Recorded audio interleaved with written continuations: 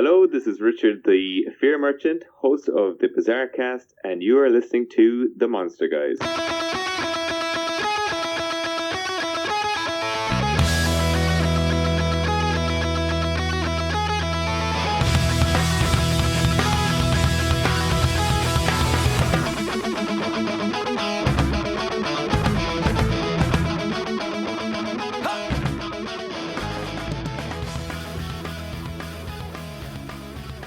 Welcome to another Monster Guys Extra, episode 33.5. Very excited to be back with you here at the end of the month. Yes, it's been so crazy recently that I forgot that we're at the end of the month. It was kind of a... It is. March, I think, was a longer month for a lot of people, but it flew by for us. It flew by, and it's been really productive. Yeah, it's been very productive. April is coming quickly, and it starts early, if that's possible for a month.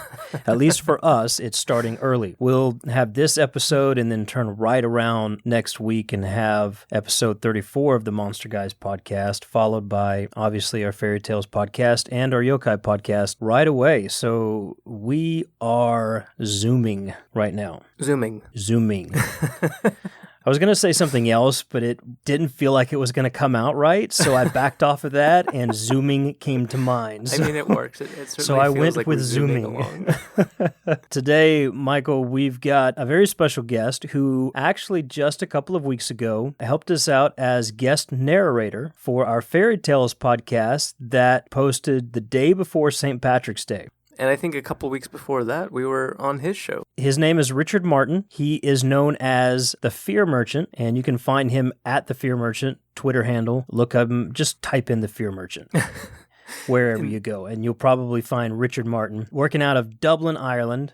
And he has a show called The Bizarre Cast, which is very cool. He interviews horror writers, film directors, all kinds of people from the horror community. Richard also is a regular contributor to the UK Horror Society and reviews films and books and all kinds of stuff. So he's a very busy guy and quite the nice guy. Oh, very nice. Yeah. Very funny, too. I've really enjoyed getting to know Richard. And what's very cool, and we'll go ahead and say this, Richard will be making a regular guest appearance on the Monster Guys podcast. Which is very fun. It is. And I'm going to tell you why. Because Richard, I think, inherently is a skeptic about all this stuff that we talk about here. He comes from a science background. And so we're kind of talking to him about bringing that voice because we're not afraid of that. We appreciate that. You know, a lot of what we do is we ask the questions. Sometimes it rubs people the wrong way. Sometimes it doesn't. But the fact is a lot of the stuff that we talk about, monsters, paranormal type stuff, is stuff that people are experiencing. But Richard may have a different take on that from time to time. And plus he's funny, so we'll add some more humor.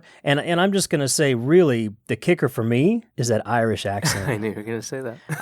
I got to hear him talk all the time now if I can. So I just want...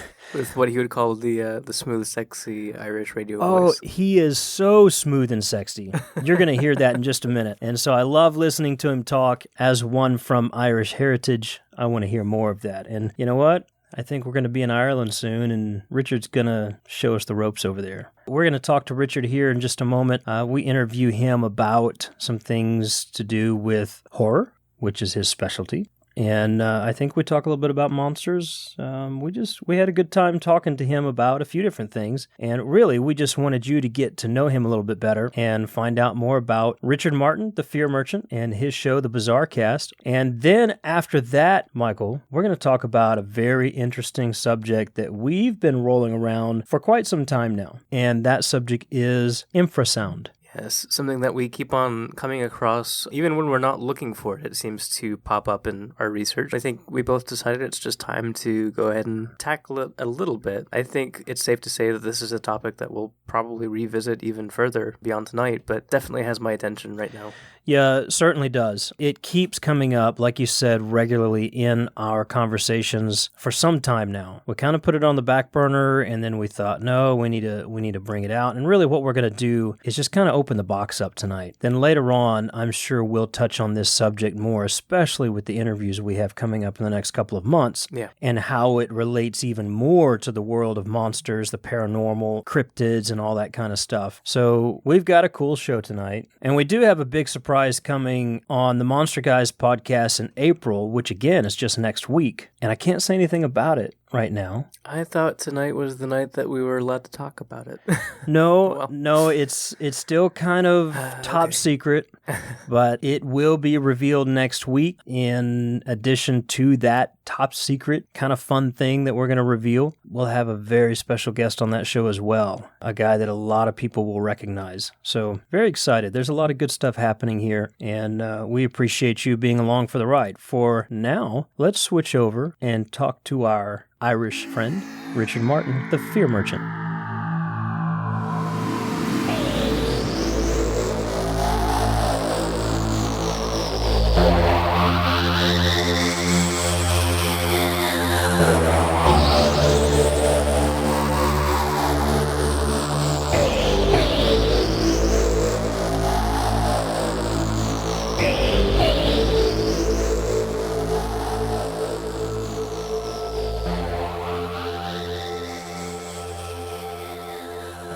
Ladies and gentlemen, we have a special guest with us, a good friend from across the pond. I believe it's Dublin, Ireland. Is that correct, Richard? That is where I'm currently residing, and I've set up shop as the Fear Merchant. Thank you for having me on, Michael and DC. It's a pleasure to be here. It's been a pleasure getting to know you the last couple of weeks, and we met you on Twitter. And interestingly enough, the place where we go dip our foot in the pond every once in a while, or in the river every once in a while, and we have the great pleasure of speaking to you now, Richard, the Fear Merchant. As you said, you have the Bizarre Cast, and just a really fascinating conversational podcast with horror writers, film directors, and other people that are working within that genre. Can you tell us a little bit more about your podcast? Well, really, just to give a little bit of a background on the whole name and the persona, I suppose. I was doing sort of horror reviews for UK Horror Scene for the last 2 years, and I had the opportunity to speak with someone over Skype, having a conversation for a written interview, and I said, you know what, maybe I could turn this into a radio show. And from basically all the movies I had been reviewing for the couple of years, it was a lot of indie films, so I got in contact with a lot of directors and actors, and I just reached out to them, and they said, yeah, we'd love to have a chat. And I've been riding that wave for the last couple of episodes. Every week is a struggle to get someone ready for an interview. I've kind of shot myself in the foot, so to speak, making it a conversation podcast, because you can't just record 100 podcasts in a row, because they'd be outdated and stale. Because I don't just ask people a lot of questions. We just kind of have a sit down, ask them a little bit of what they do. But at the end of the day, we might end up just talking about anything and everything, from video games to metaphysics. It really could be anything. So yeah, it's going well so far, and I'm enjoying it, which is the main thing. I don't really care if the audience enjoy it or not. As we say in writing, you got to write the book for yourself first. Yeah, that's it. So no, it's very fun. So that's actually not the Bizarre. It's Bizarre, BAZAA, or like the shops. Just a little play on words there. Well, I've listened to several episodes, and I'm enjoying it. I think the conversational style is very refreshing for podcasts, and I've listened to one where you're interviewing a film director, an indie film that's right now on the circuit, I believe, and doing pretty well. I've listened to a couple of others. You've interviewed musicians like Werewolves in Siberia, and another writer, a horror writer. It's just got a really cool vibe to it, a lot of variety, and I'm enjoying what you're doing. Well, thank you, DC. It's nice to get some feedback. Sometimes you feel like you're just shooting in the dark, but it's good to hear some kind words. Yeah, and I think I told you earlier before we started recording, for me personally, like, I get bored with conversational podcasts a lot of times, but yours is actually something that is enjoyable to listen to. It's genuine. It's not just forced. It is actually fun to listen to and get into the brains of some people who are highly creative and very twisted minds. Yeah, it must be my smooth, sexy Irish accent. Has to be doing the work for you. That's definitely a big plus. Yeah, I don't know. Some of my friends, they'd be saying that I sound like a bloody Aegis. So they know me and they know what I speak like. And then I have my radio voice on and they're like, you don't speak like that. I know what you mean. Well, listen, I know that we just recorded an interview with you as well. I don't know when that episode is airing, but for both of our audiences, if you want to hear a little bit of stuff that Michael and I don't always get a chance to talk about, stuff that we believe about monsters, we get into a little bit of that, and we also get into a little bit of who we would believe would win in a monster battle. There's some fun stuff there too, so I would encourage both audiences to check out not just this podcast with you, but your podcast with us, because we've had a lot of fun the last couple of weeks. Yeah, no, that would be great. As of recording here, I suppose that will be dropping on the 9th of March, hopefully, if I get the edit done in time. Oh, very cool. So, yeah, excellent. So we have a couple quick questions, and this will be kind of a break, I guess, from our usual setup, just because obviously we delve into a lot of mythology and folklore and cryptoids. And I guess my question for you would be, to start off with, you do a lot of reviews for horror movies and horror media. What is your all-time favorite horror movie? Oh man, put me on the spot. If I had to think up straight away, I might say it's probably cheating because it's kind of sci-fi horror. But I would have to say John Carpenter's The Thing, because I think it touches on a lot of, monstery stuff, the unknown, and just it's an all-around brilliant thriller. I think the first time I was watching it and they're doing the scene where they're testing the blood and who's going to end up being the monster, and just the prosthetics, everything is just still perfect. It looks really good, and it's just an all-around really good film. Some great acting and some great horror. I can't think of anything else off the top of my head, but that's definitely one that stands out. That's funny because I harp on that movie to DC, and I'm sure he's tired of hearing me talk about it, but I love that movie so much. The special effects stand up to today still. And it brings me kind of to my next question, because The Thing does a great job of, like you said, doing, body horror and deals with the unknown, the psychological aspect. So it's kind of it does have the shock value of some horror movies, but that's not really what gets you in the movie. It's the unknown aspect of who can you trust and who do you know is actually human at this point. I guess that would be my next line of question is, what is it that makes a horror movie good to you? Is it a slasher flick, or is it something that gets deeper, like The Grudge or The Ring, under your skin, or what? I think for me, a horror movie, it kind of depends on my mood, to be honest with you. Myself and my girlfriend were very big horror fans, but she loves an old slasher, which is very sort of in your face. There's not much intrigue, especially the likes of Jason Voorhees, where he's just an unstoppable monster and you're really supposed to be cheering for the final girls, but instead you're like, come on, Jason, kill those women or whatever. I wouldn't really be a fan of that, but I think more psychological thrillers, if you can call them horrors, I'd be more a fan of. Maybe some ghostly stuff, because, that's relating to real life. Like, it's much more, I suppose, grounded in real life, even though, a lot of people wouldn't believe in ghosts or whatever. But yeah, it does kind of depend on the mood. The kind of body horrors, like, I don't know, Saw, which is all like torture porn, I wouldn't really be too much of a fan of because it put too much on screen. So I'm not really too sure. It really depends on the mood. I wouldn't, because there's some fantastic stuff out there, but it really does depend on my mood. I can't really give you a concrete answer. I'm sorry.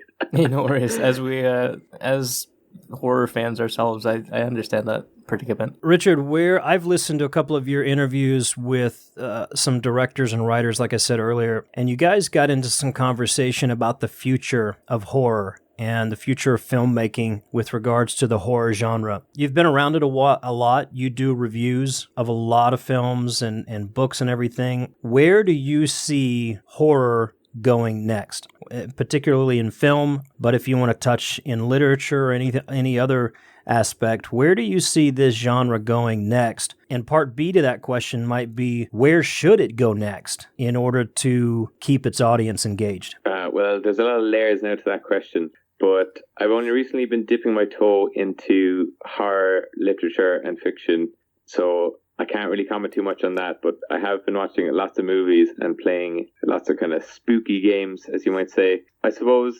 think everything that can be told has been told in horror. You know, we've had the Alone space station with the bloody monster that attacks everyone, and the guy in the woods that attacks everyone, the guy in the building that attacks everyone. Like, so everything has just been done.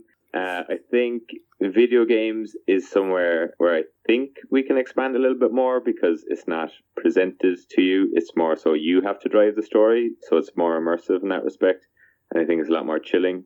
I just started a game last week. It's been out for a while. It's called Layers of Fear. Oh, yeah. Yes. And you just go around exploring. For people that don't know, you go around exploring a house, and you're kind of an artist. It's alluded to that your wife's dead. It's a bit of a spooky house, but lots of kind of spectral things happen. It's got to do with a lot of portraits that are haunted, and things are popping out, things are getting thrown. And it's really scary, because you're peeking through your hands, and you want to see where it's going, but you don't exactly want to be the person controlling the character. Now, on top of that, I think the virtual reality space is really where horror is going. I don't know, have you noticed, but a lot of the recent horror hits have all been first-person games, the likes of Slender, which is the Slender Man kind of new folklore myth, which you might be interested in.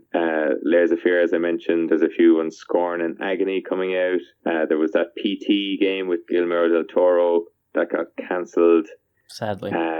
Resident Evil 7 just came out. That's a throwback to the originals, but it's all in first person.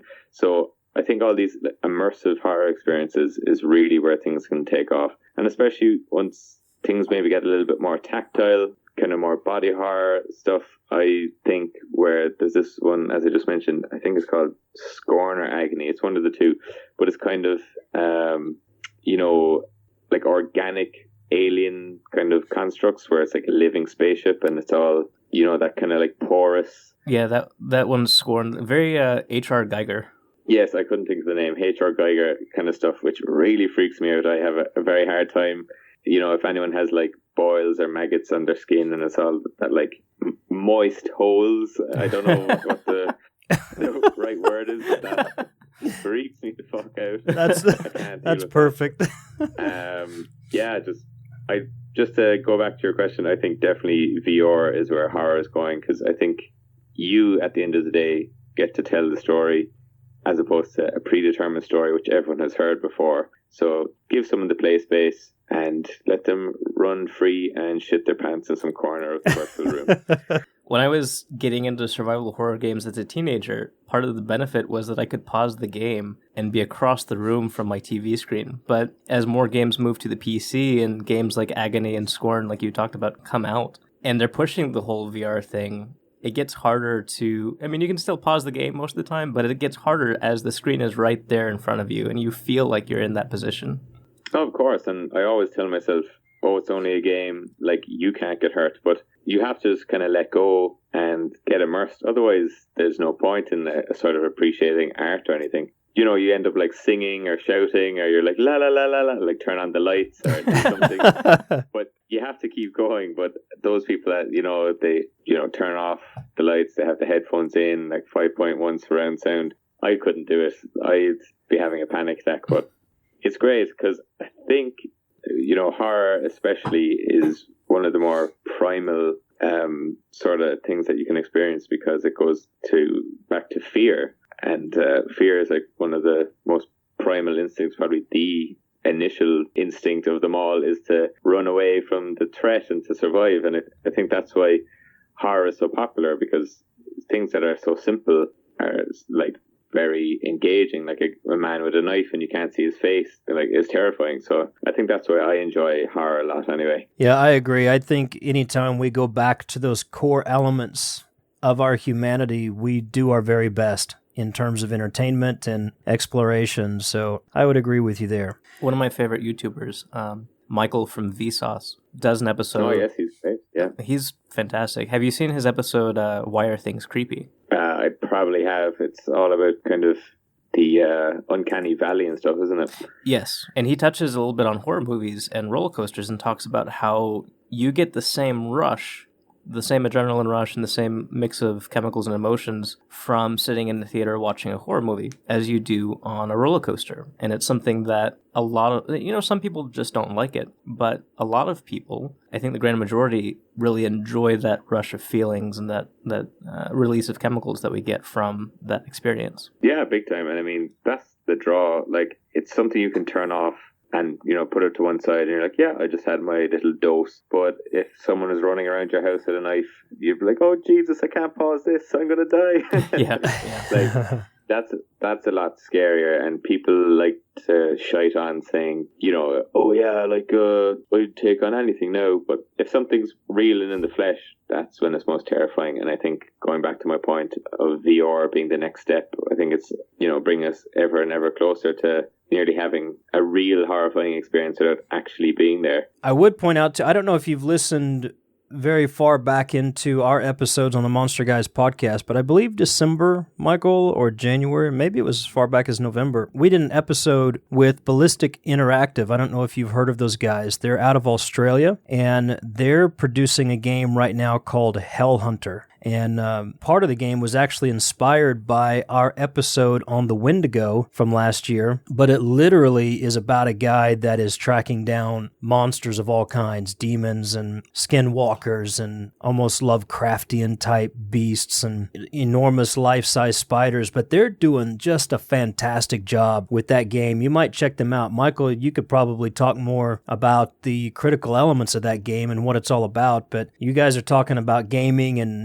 horror in gaming. I think those guys are on the leading edge of what's coming out right now. They are. I was excited to see because their first Kickstarter did not go through, but I know that they're still working on the game and bringing it to life, and I just saw an update from them recently on it looked like a new, not set piece, that's theater, a new prop for the video game, but it's a game that I can't wait to play. It's top-down shooter of sorts, but it is very much focused on the investigative part of finding monsters, figuring out how they work, how they click, and then taking them down. And it still manages, being a top-down shooter, it still manages to throw a lot of psychological aspects in there. There's a scene where you walk into a room and you switch on one of your, I think it's like infrared or something, and you just see the room is crowded with these wriggling, weird shapes. And it's really creepy. And I love that. Richard,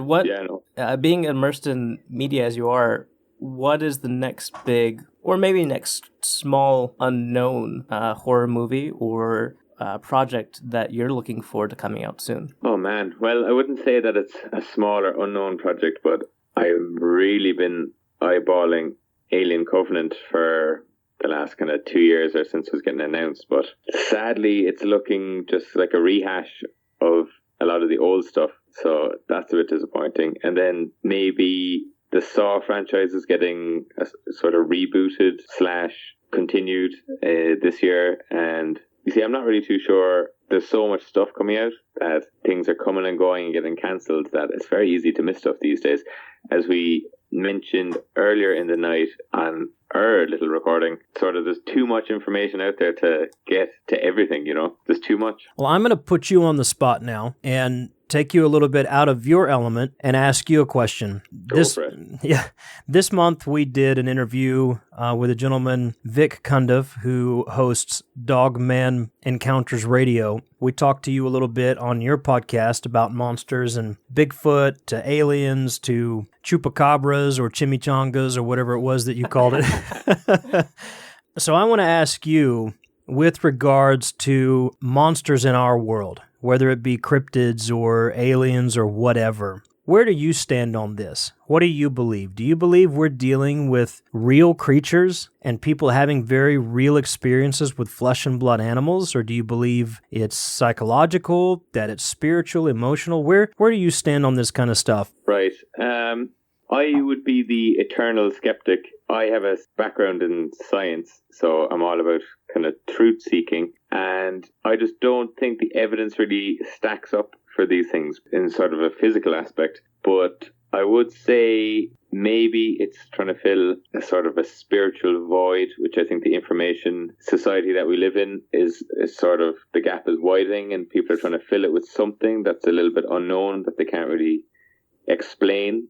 I think a prime example of that would be, you see in American society, especially the sort of capitalist society. Not that I'm a communist or anything, but you have the riches, the cars, the wife, the kids, the dog, the house, and you're still unhappy. I think the materialism is something that's taking away from people, and I think when you go out in the woods and you want something a little bit more to life, and maybe it might become your life's ambition. These Bigfoot hunters, or the resurgence of the Dogman, that seems to be happening. And then you look at kind of simpler folk that might be living in the Orient, if for lack of a better word, that they wouldn't really have much access to technology and they seem to be fine. They're just tilling the land. I suppose you could say they don't know any better, but they seem to be much happier in themselves and just, might keep to their religion, or maybe that's an answer to your question. I'm not too sure, but I would say that personally, physically, I wouldn't say the monsters exist, but I think people are maybe making them up to fill a void in their life. Whether that be spiritual or what, I'm not too sure. And I might throw a challenge your way, not to challenge you or what you're saying, because I'm tracking with you on all of that as well. But you mentioned the Orient. Let's just go to China for a minute, where the government openly admits the existence of Bigfoot. The Yuan is what they call it in China. And to the extent that they have national park systems that are completely isolated and protected from the public access in order to protect the species of Bigfoot in China that they believe exist, and they have full-on government funding and research and protective services for this species that they believe are living in those mountainous regions. I mean, in a place like China, what would you say to that? Well, that's kind of news to me, so I haven't done much research on that. But and again, I'm totally putting you on the spot, so I'm not meaning to belittle your argument, because I fully believe in what you're saying and agree with you. But we're just finding this kind of stuff all over the world. I see that. I mean, you would know, is this like a big elaborate kind of tourism trap? People coming over and going to the local villages and saying, "Hey, can we see your merchandise?" Or, to kind of quote the Travelodities podcast guys, they always say, "If you have the lore, build a store." Which I think very true. Which is a great little quip that they have, because I don't know if you heard them, but they go around the country looking at different oddities around little folklore stuff or different urban legends, and try out the food and stuff. And it's a really cool little podcast. But I suppose, you obviously have, I would assume, seen the movie Troll Hunter, which is a kind of a mockumentary, and is it up in Sweden? Yes, absolutely love that film. Yeah, I believe it's a Swedish film. Absolutely stunning film. So they have the telegraph poles just going in a circle, which is entrapping the trolls and stuff. That's why I'm kind of thinking about your Chinese example. Maybe, I don't know. I can't really say. I would reckon it's an elaborate kind of ruse to get people into the country to spend money. But again, that's me being the skeptic. I'm not too sure. Maybe there is animals up there, but I don't know. Out of everything that we have seen and discovered, I just don't know why we haven't caught, an animal like this. If they're an animal, they've got to go for number 2 at some stage. We haven't found any Sasquatch crap around either, so they seem to be a bit of an anomaly. Yeah, and I tell you, since Troll Hunter, the movie, everywhere I go now and I see those electrical lines, our entire family just declares that that's a place that is entrapping the trolls to keep us safe. Or anytime we go on a walk at a park or something and see a formation of rocks, it's a troll. Of course, yeah. It's a fun one. I suppose, as at the internet age and drones and everything, we should be seeing a lot more of these things on camera, but they can be faked as well to a large extent. But who knows? Yeah, we'll definitely. Have to wait and see. See, Michael, I told you that we needed to have Richard on the Monster Guys podcast permanently as the skeptic, as the scientist, to keep us in line, because we just have so much fun with it that sometimes we find ourselves standing in the middle of the woods talking to Bigfoot, and we don't even know who it is. So well, I think if I had you on the show, there wouldn't be a show after a long time. I'd just be like, why are you talking about monsters? They don't exist. I got you, true point. Well, and for everybody listening, if you want to hear the flip side to that conversation when Richard asks us pretty much the same question and hear our response, you need to go check out his episode on the Bizarre Cast, and we'll have show notes with links in it as well, and hear our conversation with him where he just kind of lets us rattle a little bit about the same topic, and he doesn't challenge us like I just challenged him. I feel bad now. I think, Richard, you need to be on our show so you could be the one that keeps us straight. I find that... Yeah, sure. I'll be more than happy to come on from time to time to tell you to shut up. I was going to say, DC said a little bit, but I think it was a tad bit more than that. Well, Richard, thank you so much for hanging out with us today. I really encourage our listeners to go check out your podcast, The Bizarre Cast. Tell us real quick where we can find you, what handles, whether it's Twitter, Facebook, or where we can find your podcast. Give us some info so we can find you. Yeah, so the best place to find me and say hello is probably on Twitter, and that is at The Fear Merchant. And then the podcast can be found as The Bizarre Cast. So it's on soundcloud.com/The Fear Merchant, or Stitcher or iTunes. You can just type in The Fear Merchant or The Bizarre Cast. You'll find me there. And yeah, thefearmerchant.com, which is just a link aggregator. You can find me on that too. Very cool. Everybody go check that out. Give him a shout out on Twitter. It's been a real pleasure speaking with you. And to be honest with you, I can't wait to come to Ireland to sit down and have a drink with you. I don't care what your friends say. I'll recognize your voice wherever we are. Well, guys, Michael and DC, thanks for having me on. It's been a real pleasure. Okay, Richard, good night. Thank you so much again. Thank you.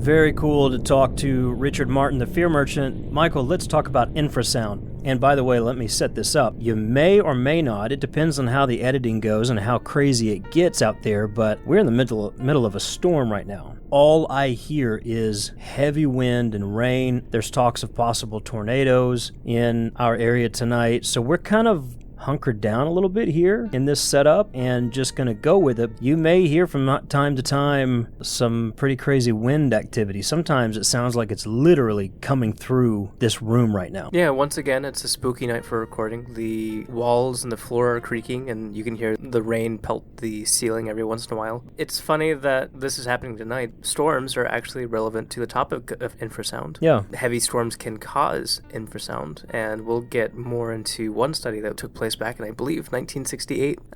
It's subtle, but it can have a pretty crazy effect on human beings. Yeah, it can. You know, I just thought about, I think 2 or 3 nights ago, that big hailstorm that we had. I walked outside, obviously under the canopy of, the back patio area, standing under that patio area with the thickness of that hail coming down. It was like walls of ice all the way around. I remember thinking, man, I feel like I'm enclosed in a room and there's this hum that's just going through the air right now. And the only thing that was really breaking that hum was when the ice was hitting the ground. But then at some point, it started getting as thick as winter snow, and I really felt encapsulated in that space because of that storm. So infrasound can be created by natural events such as storms, ocean waves, all kinds of stuff like that, wind. It keeps coming across our radar, dealing with cryptids and monsters and paranormal activity. It's just such an interesting and fascinating topic because a lot of people, still question, is Bigfoot real? Does paranormal activity actually exist? But you can't question infrasound. Before we get too deep into that, let's define what infrasound is for people who aren't familiar with it. Okay, infrasound is the sound below 20 hertz, and it's basically defined as the sound that's lower than humans can perceive audibly. But just because we can't hear it doesn't mean it's not there. That's the crazy thing about this, is that it's studied extensively. It's applied in all kinds of different ways. It's present in nature, and we know that it is. It's documented, it's verified. I mean, it's very much scientifically corroborated that this is a naturally occurring and can be a man-made phenomenon. Infrasound is real, regardless of what you believe in terms of how it applies to cryptids or monsters or paranormal or anything else. The fact is that infrasound is a very real part of our world. So it's interesting to me how those worlds merge from time to time. And we're going to talk a little bit about the reality of infrasound, the science of infrasound. We're also going to talk about it in relation, obviously, to monsters and, what many would consider pseudoscience and paranormal and all this other kind of stuff. It's still one of those things that's a hot topic, but folks, it's very real and can be extremely dangerous. Very often. Talking a little bit more about what naturally causes infrasound before we get into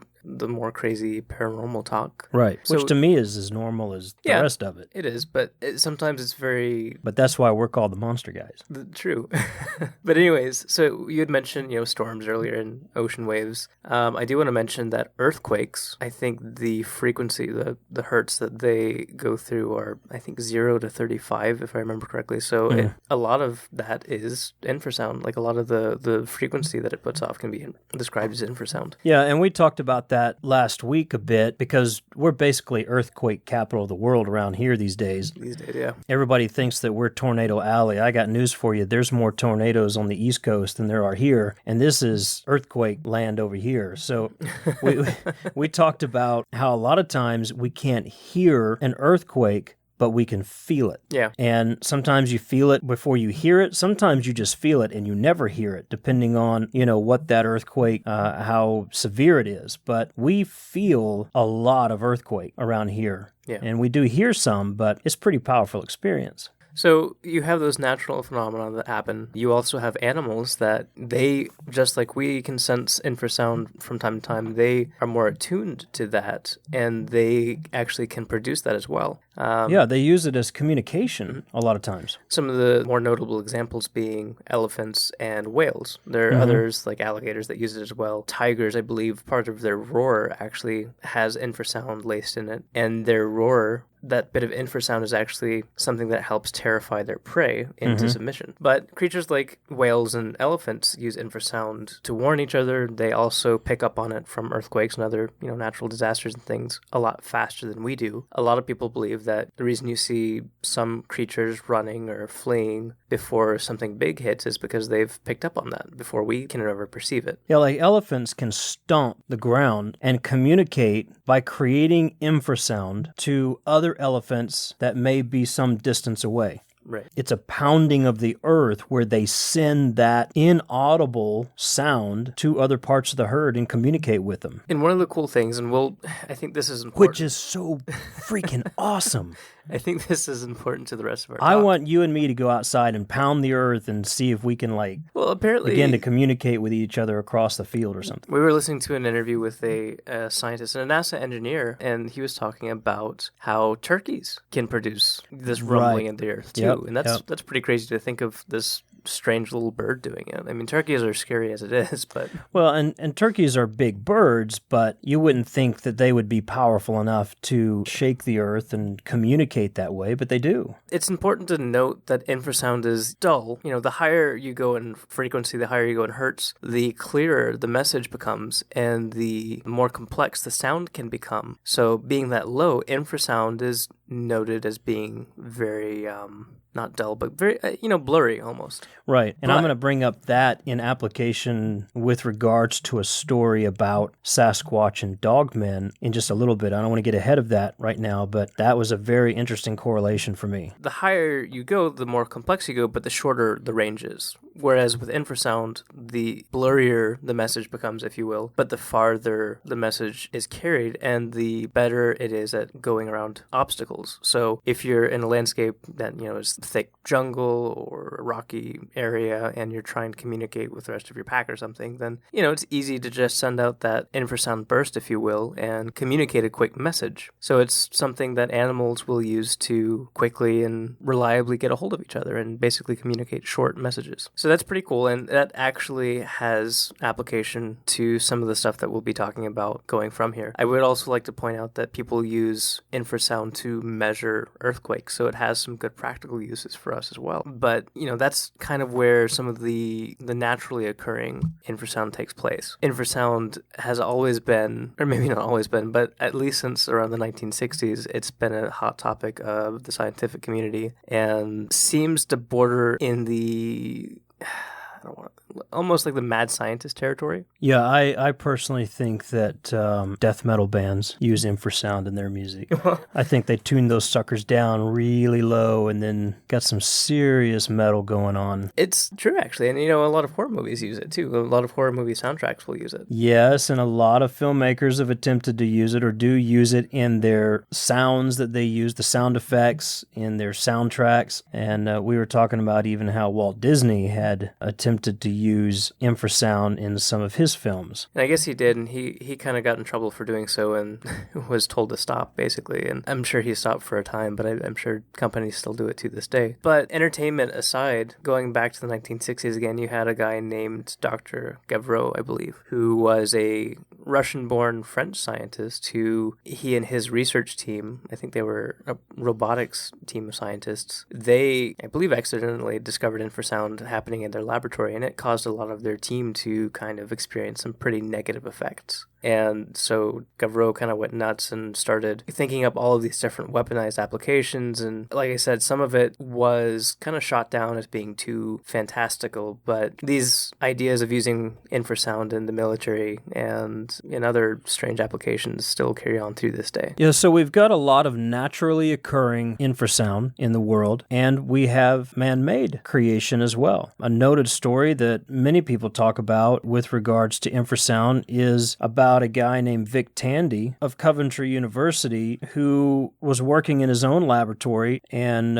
it was considered to be a haunted laboratory by many, and he was beginning to feel a lot of anxiety and even began to witness dark spots, dark blobs out of the corner of his eyes, but he never could identify it, and when he would look for it, he couldn't find it. It wasn't there. So this kind of stuff kept happening. He kept seeing that dark figure, he kept seeing that blob and having these feelings of anxiety. And then he had a fencing foil that was clamped down in his laboratory. He was using it to experiment on something, and he noticed that there was a vibration in that foil that he thought shouldn't be there. He decided to check that out. As it turns out, I think it was something, correct me if I'm wrong, but it was something in an AC vent that was creating this inaudible hum that was causing him to hallucinate, and it was causing the foil to vibrate. It was causing him to feel these feelings of anxiety. It was a pretty wild situation. Yeah, so he actually went on to write a paper with a colleague, and I believe it was called A Ghost in the Machine, which became a very famous paper that basically said a lot of hauntings were probably due to infrasound. And I think we probably would both want to point out that we don't think that all hauntings should just be blamed on infrasound, but it is an interesting thought. Yeah, I've even posed the question to you in some of our personal discussions of which one causes which sometimes. Vic Tandy is interesting because he and some other colleagues went on to perform a test in a certain cellar that was, I think, 200 years old or 400 years old. But this cellar was built in a very specific way. The building above it had been torn down and rebuilt. The cellar was forgotten for some time, and when it was reopened as kind of a historical attraction to the public, several people said that they felt ill, they felt like they were being watched, or that there was something there with them. There were actually 3 witches who came in at separate times to kind of test the area and I think even cleanse the area. And the first 2, I believe, said that there was definitely something there, like a presence there. I believe it was the 3rd witch that went in and actually came out looking pale and fatigued and said there's a malevolent presence here. She said she never wanted to come back. They find out about this and they go down to kind of record the frequencies down there, and they proved that there was infrasound happening. They were able to replicate infrasound from some of their machinery as well, I believe. And they found some pretty interesting results. I think it's at 12 hertz, they discovered that even at 85 decibels, which is kind of low for their experimentation, that the people around were feeling extreme cases of nausea and illness. Their research was done, I think, between the 80s and 90s, and it was actually very valuable to many people and has continued to be very influential to this day. But it's an interesting topic, and infrasound quickly became known as something that can cause hallucinations and nausea and depression and anger even at some points. But it's interesting, in the last last couple decades, I guess, a few experiments have been done to study the effectiveness of infrasound. I think even Mythbusters did an episode on it at one point. And from what I've seen, Mythbusters and other experiments, it seems to suggest that only around 20% of the population seems to be affected that negatively by this occurrence. That whole 80-20 thing going on there. Yeah, the zip mystery. Right. So, yeah, I think it's important to point out, again, like you said, some of the symptoms of infrasound that people are experiencing from some of the things that you mentioned, the nausea, the hallucinations, sickness, just distressed feelings, anger, anxiety, all the way to, though, infrasound can even cause permanent, like hearing loss, ruptured eardrums, lung damage, and even death at some levels. Yeah. So again, it's very much a real thing and can be very dangerous. Well, let's step away from the paranormal side for a second, because you bring up some pretty extreme cases that have been shown to have some dangerous merit. But I would like to point out that a lot of people researching, they wanted to use it as a weapon, as human beings sometimes do. As human beings like to figure that out. There have been a lot of patents, there's been a lot of money spent, and a lot of ideas put forth, and there's been a lot of debate back and forth on infrasound. A lot of military personnel say, whether or not it is effective on the entire population aside, how do we know we can trust it not to hurt, the people in our groups? Yeah, friendly fire type stuff. And it's been proven to be very directional where you can control it.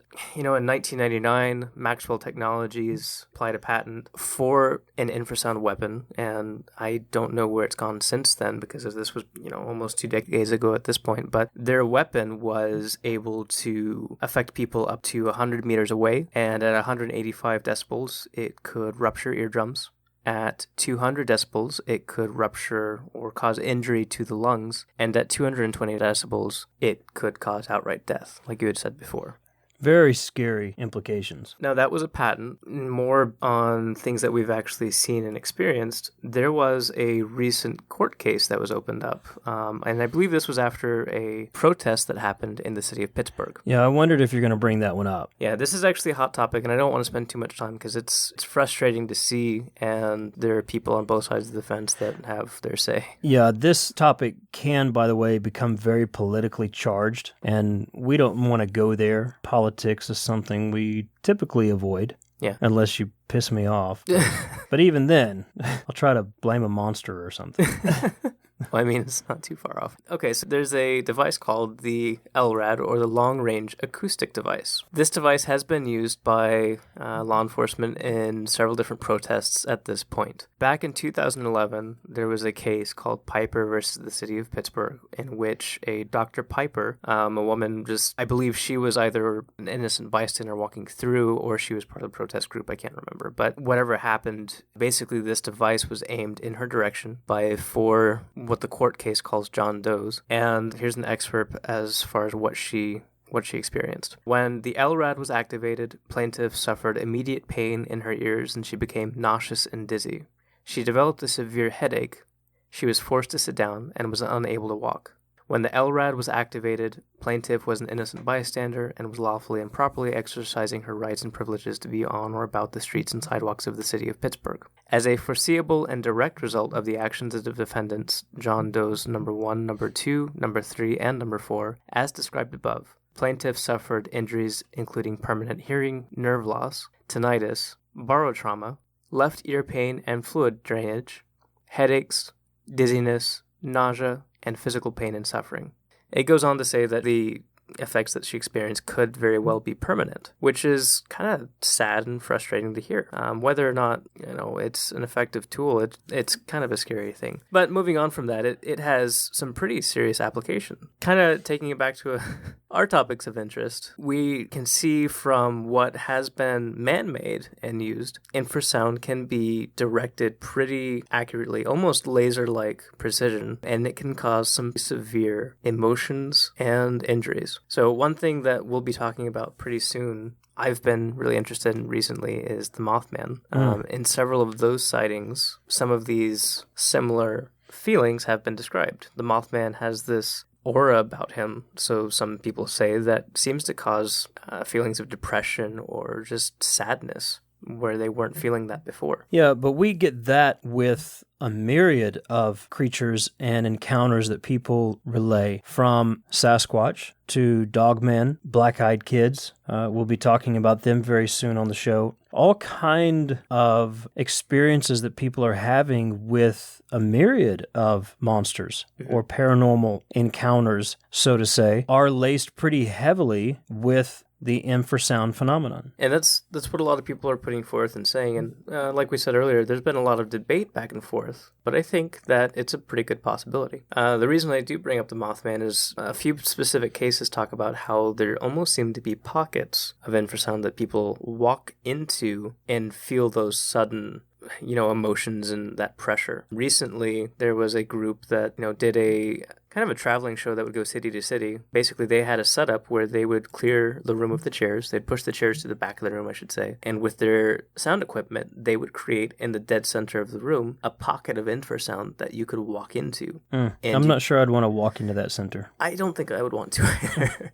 But you could feel it in your body, and then you could step out again. So it's kind of a cool, mostly safe way of experiencing this crazy phenomenon. And it made me go back and think of the Mothman, how they talk about how there seemed to be this barrier that once they crossed it, they had these extreme feelings. And once they went back, they were, a little more level-headed. Yeah, and sometimes it's not immediate, though. Yeah. Coming out of an infrasound experience, oftentimes people report that it takes them sometimes 12, 24 hours to completely cycle through that experience. The guy you mentioned earlier, the NASA engineer, scientist who had done a lot of studies, I guess within NASA and also for the military and law enforcement, different applications, had talked about sometimes people need 1 or 2 complete healthy sleep cycles in order to process out the effects of infrasound on their body. Yeah, he described it as like the brain resetting. Yeah, the brain resetting against whatever had happened to them. So it's not always just I experienced infrasound and then boom, you're out of it. This has lasting effect, and especially at those more extreme frequencies where it can begin to affect your internal organs and even your life. So the implications of this from both a natural world phenomenon and a man-made phenomenon, whether it's for good use or weaponizing it or whatever else, those implications are pretty heavy and should not be taken lightly. Now, let's take that and put that in the context of the world of monsters and how these people, you just mentioned the Mothman, how people reported episodes of infrasound or those symptoms of infrasound in dealing with the Mothman. We hear all the time people experiencing this in encounters with Bigfoot and with Dogmen especially. This month, our main The Monster Guys podcast, episode 33, was an interview with Vic Cundiff of Dogman Encounters Radio.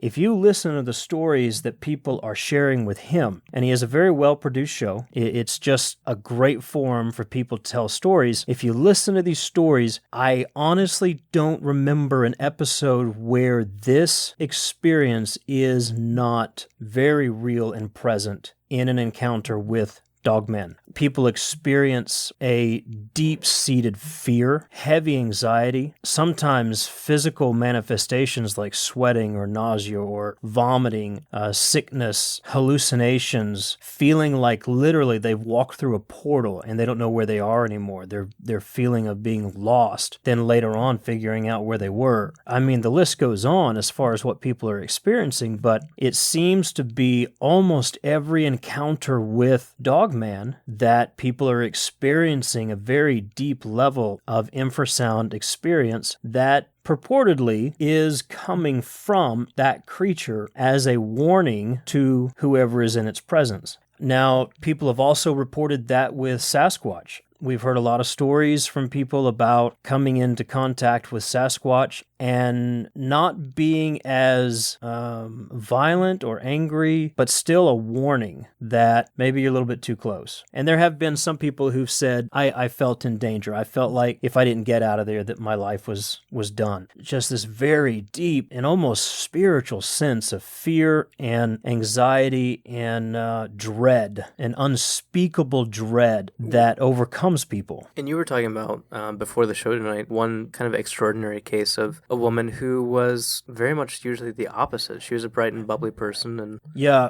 as a matter of fact, and I'm just going to plug the show again. It was on Vic's show, Dogman Encounters Radio, and I believe it was 2 weeks ago. I'd have to look up the episode, but this woman was sharing her experience. I believe she lives in Montana, if I'm not mistaken, property that's been in her family for generations. Anyway, she talked about having this regular occurrence of Sasquatch on her property, that it became so regular that it was almost like they expected it, and if they weren't around, she felt like something was wrong, almost kind of part of the family type thing. And when Sasquatch was around, sometimes there was this experience as well, but it wasn't negative. But she also began to figure out that there were dogmen on the property as well, and they were specifically trying to affect her young daughter. And it was a pretty scary episode to listen to, and to listen to her experience and what she was sharing, but she said specifically that when the dogmen are around, she, I guess, still experiences this regularly, there is an unspeakable fear and dread that overcomes her, and she described herself as being a very happy and well-balanced person. She is not a depressed person. She doesn't get angry and upset.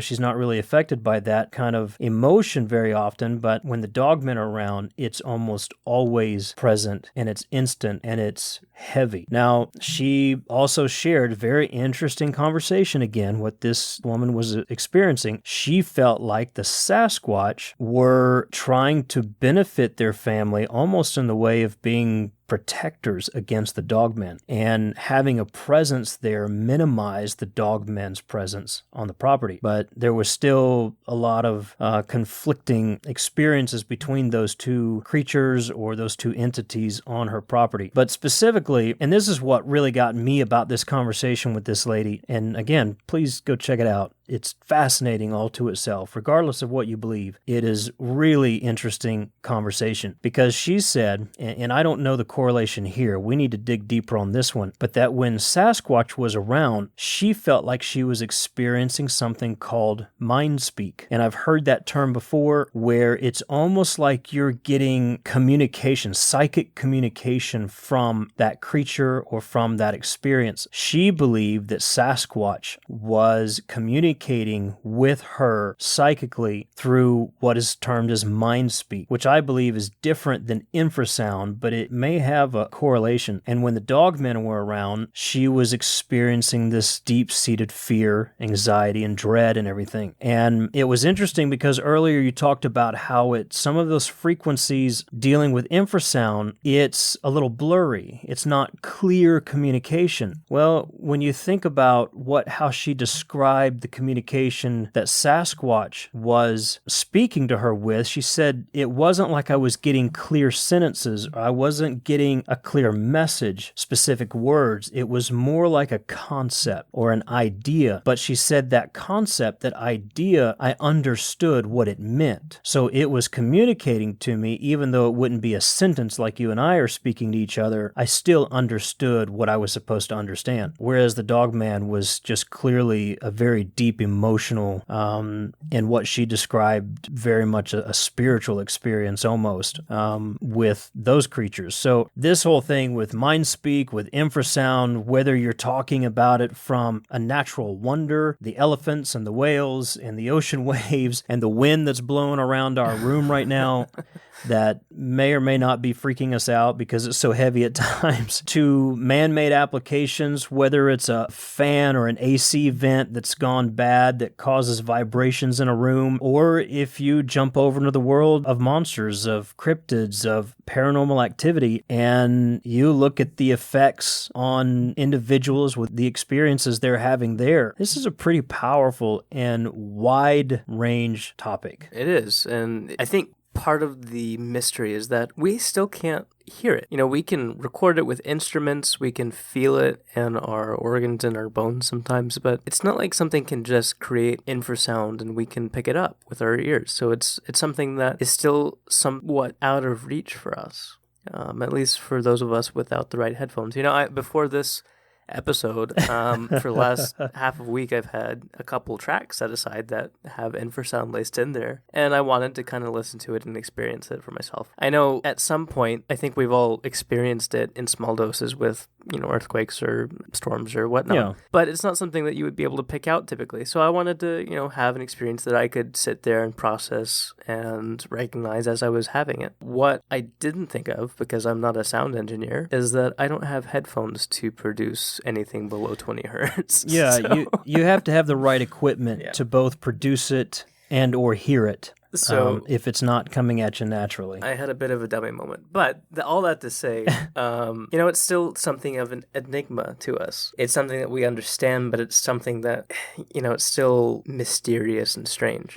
Yeah, and especially with a lot of paranormal activity where, Right. you know, rooms are haunted or said to be haunted, ghost activity, things of that nature that a lot of people are finding, you know, it was just the wrong belt put in the AC unit. And that was an actual thing that happened. There were students in a classroom. They couldn't take the test in that classroom that was scheduled for that room. It happened day after day after day. And finally, they went in and did some tests on the room and figured out the hum was coming from the HVAC unit. And so they go and figure out at some time in the recent past, somebody had done repairs on that and didn't replace the right belts with the right sizes or factory, you know, set specs or whatever. And so it was creating this low-level hum that was feeding into that room that was causing a lack of focus. It was causing illness and anger and anxiety, and these students couldn't take the tests in that room because of it. They go replace the belts with the right parts, and everything's fine. Right. Everything returns to normal. It's such a strange thought. If you have these natural phenomena and you have these machines that are on the point of malfunctioning and causing these things to happen to people and people to experience these things, what, and there's another question I have with this, but what does that mean if you have a creature that can create it? Kind of like an elephant would, but a creature that is a bit more sentient, you know, what do you have at that point? And here's the question that I have beyond that. How are they producing it? If it's something that is so consistent, because you have to be able to create that sound with something. You know, a machine can create it pretty constantly. An elephant can stomp its feet or make its nose blast or whatever you want to call that. Yeah. But trumpet, that's the word. Here's where it may get fuzzy because I'm not a scientist. I'm not the expert on animals and biology and you know, anatomy and all that kind of stuff. But I do understand that... Richard, if you're listening, we need you to be the expert on animals. Yes, we need the expert. But I do understand that there are some animals that have almost like a sac in their throat or a part of their vocalization pieces parts. Is that the right technical term? Laryngeal sacs. I was going to say laryngeal sacs, but I was like, I'm going to say that and it's going to be wrong. I'm going to be really stupid. It's going to be something about making candy or something. That's why I had to look it up. All right, so they have these laryngeal sacs that can create this low-level frequency. And I do think there's a lot of animals out in nature that can create it, just like you and I are sitting here having a conversation. They use it just as well for communication, warning, predatory type stuff, like with the tigers and lions and tigers and bears. And so it's just a fascinating topic all the way around. No matter which way you slice it, it's wild and it's sometimes misunderstood and it's mysterious and it's interesting. Then you go the route, and I've heard this is happening sometimes with a company that is being hired out to, and here's where we got to be careful, folks. We just got to be careful. This company's being hired out to create paranormal phenomenon within rooms or hotels or businesses, which then, the people who hired out this company to create this theatrical experience then sells tours, haunted tours. Yeah. And, they're setting up gimmicks and everything, but they're also using sound to create fear and to create experiences. So yeah, things can be created with the machines, with the computers. It is a naturally occurring phenomenon. It's a mysterious phenomenon when you get into the world of monsters and cryptids and the communication that's going on there. Some of it's fake, some of it's not. Which one begets which one? You got to dig deep on this one, and you got to spend a lot of time with it to sift through all the information. But the fact is, it's out there. It's very real, and it is affecting people at a very deep level. I think for me, the takeaway on that is, if people are getting ill, if people are having, headaches, or they're experiencing negative effects that they're having to deal with for 1 to 2 days or longer even, does it matter whether it's a ghost or not? Well, no, I don't think it matters, at that level. I think there's probably an ethical level that is crossed at some point with some of this, and that's what I'm saying. Obviously legal levels and everything else. That's what I'm saying is, it's cool to wonder whether or not there's a ghost or whether there's infrasound, but if people are going to create that for entertainment or for otherwise, I think it's just not necessary. Yeah, and I also think we have to be diligent in study. Whether you're walking into a room that's supposedly haunted, you got to be able to do all the research and figure out if it's a bad fan, Yeah. in the AC, or if it's somebody who set up a gimmick, or if it's something that's real. The same thing out in nature. If you're out there and you're trail walking or you're camping and you get this experience, well, is it the weather? Are you near an ocean? I mean, is there something that's causing that, and maybe it's not Bigfoot, maybe it's not Dogman, or maybe it is, but I think you have to be very diligent to break all of those possibilities down and follow them through. Well, to go back to that cellar, part of the reason I brought that up, and I'd forgotten to mention it at the time, you had asked me about whether or not they were saying that cellar had nothing to do with a haunting, but whether it was just infrasound or not. And my question was, because that cellar actually, they went into detail in that experiment. I would recommend looking it up for our listeners, because they actually have... Maybe we could cite a link or a source or something in the show notes to help out. But the way that cellar was built... We would be good podcasters if we did that. We would be. It would almost be like we've done this for a little while. Right. The way that cellar was built and shaped was kind of unique. And, you had those 3 witches that went through there and had their experiences and the things that they said. And I think your question set something off my head. And to me, if the way that place was built, the way that wind comes through that place or whatever, creates infrasound, we have some people who claim that they know how ghosts work, and then there's some people that say that they have no idea what those people are actually talking about, and there's a lot of hubbub back and forth. But who's to say that sometimes they are one and the same, and that neither one is incorrect at times, if that makes sense? Yeah, I think it does, and I think you're right. I think we have to ask all the questions and dig as deep as we can, and really, I think it goes back to this. For people like you and me, we raise the questions, and we're very interested in the stories that people are experiencing surrounding all of this. Which I think is exactly what we've done all of this episode, is just raise more questions. Yeah, I think we probably raised more questions than we've answered. I think we maybe defined it, sorta. But then everything after that was a question. Yeah. But it's been fun. Yeah, it's good. It's a very real thing that's happening in our world, and it's interesting, and we're coming across it a lot with our research, and even in folklore, even in just stories of the past, we see this pop up, even though it's not named this. So it's been around for a while. People have tried to define it and try to wrap their heads around it, and we're still trying to do that. Again, I just think we have to be diligent in asking the right questions and asking as many questions as we can before we jump to any conclusion and say, oh my gosh, it's a ghost. Right. And if it is a ghost, then proceed with caution accordingly. If it's an elephant, proceed with great caution and get the heck out of there. Well, if it's an elephant, who are you going to call? Oh gosh, I feel like a pun's coming on.